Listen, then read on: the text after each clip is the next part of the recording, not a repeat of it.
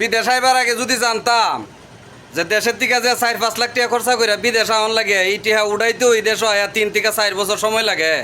দেশের থেকে উইন নাই বেতন 50,000 60,000 1 লাখ কামা বেড়াইতে অন্যর আর গল্পও নি বিদেশ আয়া যখন দেখি আমার বেলা 30,000ও বেতনও না বা 30,000ও বেতন পাই না অহন তো বাঙ্গাল ট্যাক্সি ছোটোবেলা একটা গল্প শুনছিলাম বা গল্প শুনতাম যে একবারটা গরম গরম যাও চাইল দিয়া যে যাও রান্ধে গরম গরম যাও দেলাইছে মুহ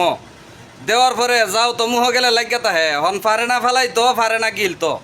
উফুরুজু মুখ দিয়ে আগ করিছে অন আরেকজনে জিগাইতেছে কি সমস্যা বলতেছে কইস না এমন টেহা ঠিকছি না পারি ফেলাইতাম না পারি গিলতাম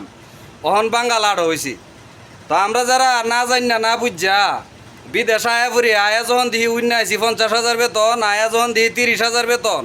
না পারি দেশও যাইতাম না পারি দেশও থাকতাম নাই দেশও মন বর না দেশও যাইতাম পারি দেশও যাওয়ানের ভাও নাই বাঙালি দেশও আয়া মানে এমন টেহা